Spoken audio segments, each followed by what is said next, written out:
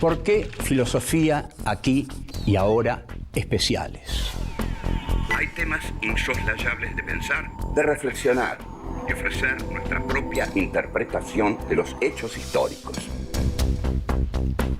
El Islam y los Estados Unidos, los dos dicen tener a Dios de su lado. La guerra del Paraguay es un genocidio. Un genocidio silenciado. Había que liquidar al Paraguay. El Paraguay de Francisco Solano López. Vamos a hablar de literatura y política para pensar el compromiso del escritor. Los ejemplos de Sartre, Rodolfo Walsh, como el Eternauta de Oesterheld que dice: desde ahora estamos solos, completamente solos. ¿Quiénes pensaron la Argentina de otra manera? John William Cook. El peronismo es el hecho maldito del país burgués. Raúl Scalabrini Ortiz Queda en el recuerdo de todos como uno de los principales representantes del pensamiento nacional y popular. El imperativo más profundo que tenemos: pensar por nosotros mismos. Filosofía aquí y ahora especiales. Literatura y política. Héctor Germán Oesterheld. 1. El héroe en grupo. 2. Juan Salvo, el Eternauta. 3. El desierto crece. 4. ¿Dónde está Oesterheld? 1. El héroe en grupo. Hoy vamos a hablar de Héctor Germán Oesterheld. Es uno de los capítulos más tristes y desgarradores de nuestra historia y vamos a ser cautelosos en su tratamiento porque quisimos mucho a Oesterheld y queremos mucho a su mujer, su viuda, Elsa Oesterheld. El capítulo sobre Oesterheld va a tener dos puntas. Una, nuestra infancia, y la otra, la dictadura militar. Durante nuestra infancia, es decir, tipos como el querido Fontana Rosa, Carlos Trillo o Sasturain, Guillermo Sacomano, yo, nosotros crecimos leyendo literatura dibujada. Literatura dibujada es un término que Oscar Mazota utilizó para designar a la historieta cuando trabajaba en el Ditela este tema. Y Oesterheld sí hacía literatura dibujada. Fue el más grande escritor de la literatura dibujada. Oesterheld nace en julio de 1919 en Buenos Aires. Es un hombre de ascendencia alemana y va a ser el creador de los grandes personajes que van a llenar la imaginación de los chicos de la década del 50. Comienza trabajando en la editorial Abril y saca la mítica revista Mister X. Mister X, ahí aparecen los dos grandes personajes de Héctor Germán Oesterheld, los dos primeros grandes personajes, que son Bull Rocket y el extraordinario Sargento Kirk. De chico yo me especializaba en dibujar a Bull Rocket, pero mucho más al Sargento Kirk. Bull Rocket es una historieta que dibujó primero Paul Campani, un dibujante italiano, y luego siguieron Eugenio Soppi y Solano López, que vamos a ver es el dibujante de El Eternauta. Oesterheld, la frase que digamos, define la ideología de Oesterheld es la que dice: prefiero al héroe en grupo antes que al héroe solitario. Y en efecto, Bull Rocket actúa en grupo, porque son él, su amigo Bob, Pig y mamá Pygmy. Pig no es un cerdo, es un flaco loco al que le dicen Pig. Este grupo de 4 se va a reproducir en la gran historieta de Oesterheld, ya dibujada por el gran maestro Hugo Pratt, que va a llegar a la gloria universal con su personaje de Corto Maltés.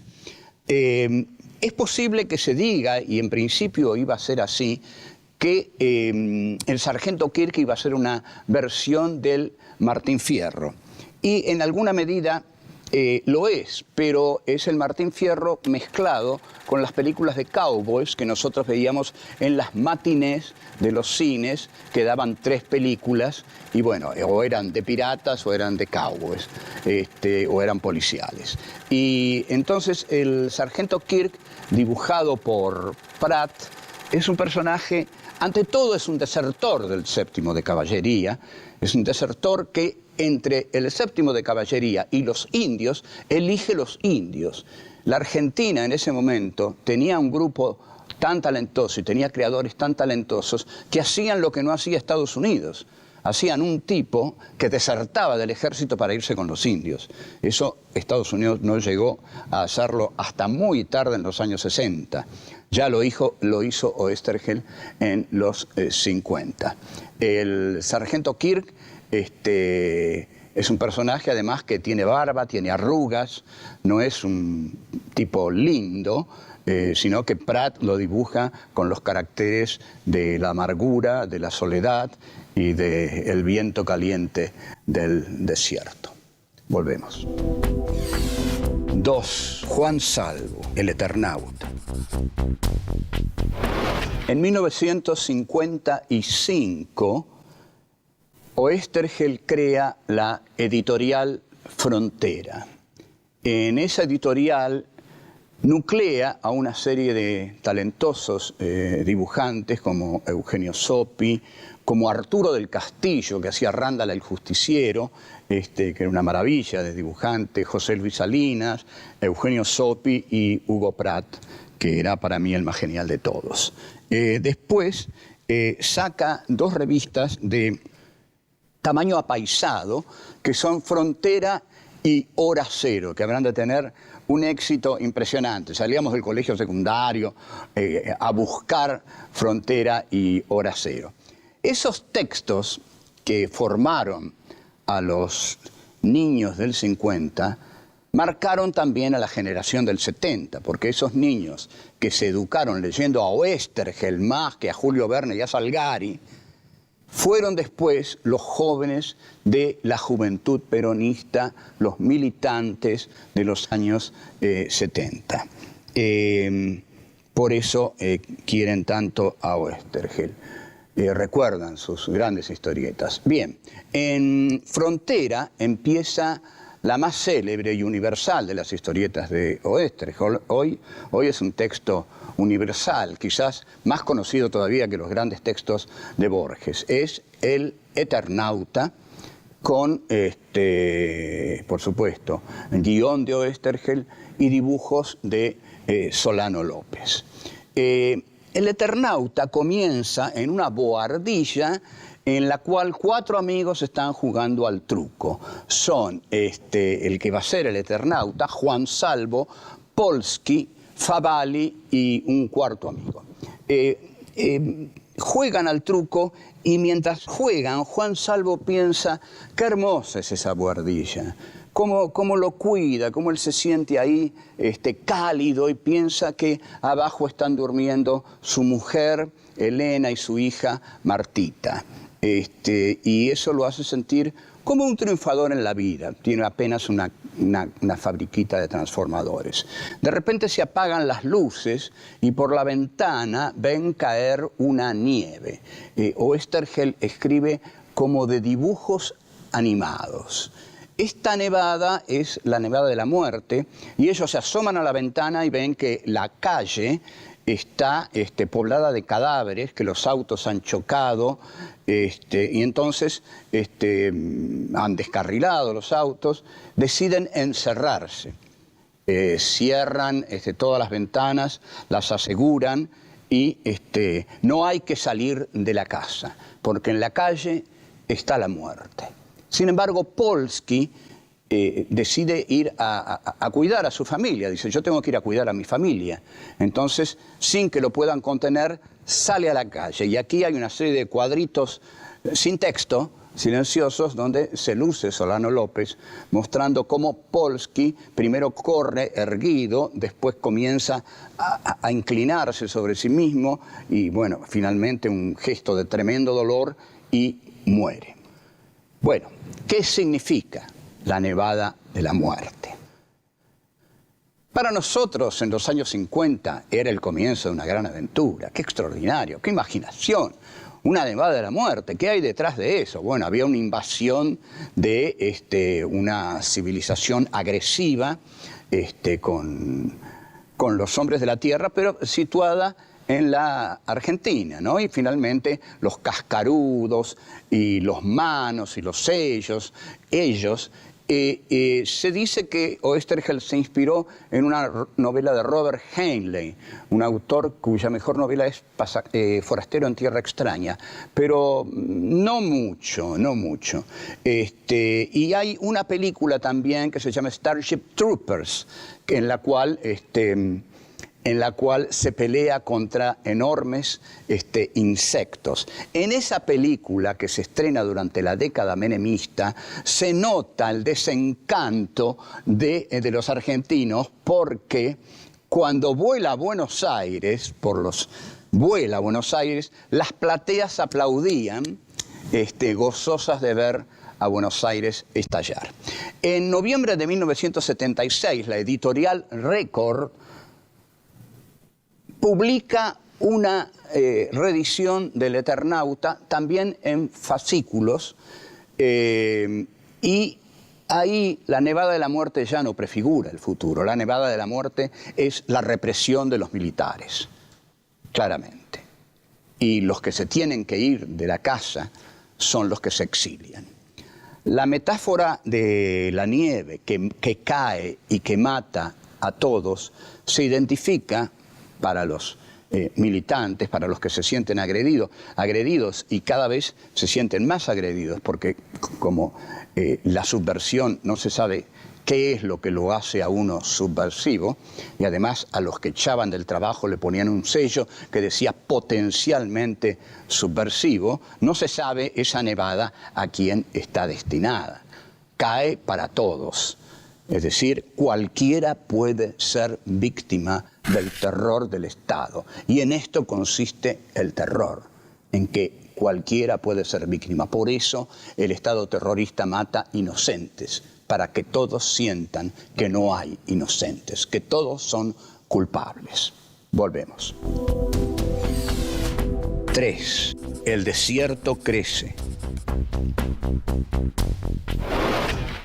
A Oesterheld le va mal con las editoriales Frontera y Hora Cero, con la editorial Frontera, y bueno, entra en conflicto con algunos de sus dibujantes. Hugo Pratt viaja a Europa y ahí comienza, no sabemos exactamente cuándo, la militancia de Oesterheld en, primero entre los grupos juveniles del peronismo, donde ahí comienza también la militancia de sus 4 hijas, y él se encuadra decididamente dentro del proyecto bélico-político de la organización armada Montoneros. Es así como en el diario Noticias, en 1974, Noticias es un diario que aparece en 1974, Oesterheld edita la historieta La Guerra de los Antartes, que es una clara metáfora sobre el imperialismo atacando a un país débil. Cuando está en Montoneros comienza a pergeñar la segunda parte de El Eternauta, que es la que tenemos que analizar. Aquí el Eternauta, Juan Salvo, ha cambiado. Es decir, su cara tiene las huellas de la tragedia, y Solano López dice que él recibía los guiones de Oesterheld o por teléfono o se los hacía mandar, pero él ya no lo veía a Oesterheld. En la historieta, Oesterheld acompaña al Eternauta. Es parte de la historieta Y vuelve el Eternauta cuando todo el país ha sido arrasado. Todo ha sido arrasado. Entonces hay que trabajar con los restos de una civilización destruida. En una parte, el texto que escribe Oesterheld dice: un recio, súbito golpe de viento estremece la casa como si el desierto quisiera entrar. ¿Quién quiere entrar, el desierto o la muerte? Esto nos remite a una gran frase de Friedrich Nietzsche que dice: el desierto crece. Con esto Nietzsche quería decir que el nihilismo crece. El nihilismo es la nada crece, la no significación crece, la muerte crece, el desierto crece. La frase de Oesterheld, que quiere decir que ahora la lucha no tiene límites, ahora la lucha no tiene límites, hay que dejar de lado todo sentimiento de humanidad en esta lucha, porque la lucha por el hombre tiene que prescindir de los sentimientos humanos. Frente a la muerte solo queda la lucha mortal. Este es el mensaje central de El Eternauta 2. Pero el Eternauta aquí, cuando mata con sus manos, sus propias manos, a uno de sus enemigos, vemos que comienza cada vez más a identificarse con el enemigo, a identificarse con los manos, con los ellos, con los enemigos que Juan Salvo, el primer Eternauta, había tenido. Pero este nuevo Eternauta tiene la crueldad de sus propios enemigos. Y Oesterheld dice: este no es el Juan Salvo que yo conozco, es un extraño total. Es como si él fuera ajeno a eso que fue. Y Juan Salvo en un momento advierte que Oesterheld lo está mirando así. Y le pregunta: ¿crees que me transformé en uno de ellos? Entonces aquí Oesterheld, increíblemente, desde dentro de la organización, está postulando la identidad entre el Eternauta y los ellos, lo cual es postular la identidad entre la organización político-militar y la dictadura, tal como fue ocurriendo con el desarrollo de los acontecimientos, cuando la organización político-militar comienza a utilizar uniformes. ¿Por qué? Porque la vanguardia, al no tener contacto con las bases, comienza a girar locamente sobre sí misma y a perder el sentido de la realidad, y trágicamente comienza a identificarse con su enemigo, porque lo único que piensa es en su enemigo. La única imagen que tiene es la de su enemigo, porque ha perdido la imagen de la realidad al perder el contacto con las masas. Esta es la tragedia de la vanguardia. La vanguardia se caracteriza por trabajar desde afuera, en exterioridad. La vanguardia no se mete dentro de la materia de la cosa, sino que trabaja desde afuera porque cree conocer las leyes de la historia. Entonces, al creer conocer las leyes de la historia, se cree superior y se cree con el derecho de enseñárselas al pueblo, porque ella las sabe y las representa. Volvemos. 4. ¿Dónde está Oesterheld? En 1983, aún no había caído la dictadura desaparecedora, la revista Feriado Nacional saca una contratapa con un dibujo hecho por Saborido, que era un dibujante que sabía muy bien dibujar como nosotros, donde están todos los personajes de Oesterheld, no falta ninguno, y todos ellos llevan un gran cartel que dice: ¿dónde está Oesterheld? Todavía preguntamos: ¿dónde está Oesterheld? El Eternauta 2 continúa en medio de un clima de angustia, de desesperación, que Solano López intenta expresar, a veces desesperado, con sus dibujos. Pero hay un momento hacia el final en que la tragedia encuentra su punto más alto. El Juan Salvo tiene que decidir entre salvar un pueblo llamado Las Cuevas o salvar a su mujer y su hija que están en otro lugar llamado El Promontorio. Finalmente, la opción de Juan Salvo es salvar ese pueblo y luego, cuando llega a El Promontorio, encuentra que su mujer y su hija han muerto, han sido asesinadas. El Héctor Germano Oesterheld, compañero de Juan Salvo en la historieta, le dice, pero ¿fue la decisión correcta? Y él dice sí, porque es la decisión que hubieran tomado todos los compañeros que murieron en la causa en la que estamos. Ellos hubieran hecho lo mismo que yo. Y Oesterheld le dice, te entiendo, te comprendo, pero lo que pasa es que duele tanto. Sí, duele tanto. Tanto duele como toda esta tragedia le ha dolido a Elsa Oesterheld, porque los militares mataron a Héctor Germano Oesterheld y a las 4 hijas del matrimonio Oesterheld. Y a Héctor Germano Oesterheld le mostraron la foto de cada una de sus hijas muerta. Como hay que tener un grado de sadismo infinito para hacer esto. Por último, este programa está dedicado a Elsa Oesterheld. Esto es para vos, Elsa, porque sufriste quizá, sin duda, la más grande tragedia de la enormemente trágica dictadura militar. Pero quiero que sepas que todos aquí te queremos mucho y quiero decirte de mi parte que lo que perdiste es irrecuperable, pero que tu temple también siempre fue extraordinario, excepcional, magnífico, y tu elección por la vida es un ejemplo para todos nosotros. En cuanto a Héctor, tu marido, también lo queremos, porque fue el que llenó de imágenes maravillosas nuestra infancia, el que nos dio las historietas maduras y a la vez maravillosas, las grandes aventuras, el sargento Kirk y sus amigos en el rancho del Cañadón Perdido, Bull Rocket y el Eternauta. Despertó nuestra imaginación.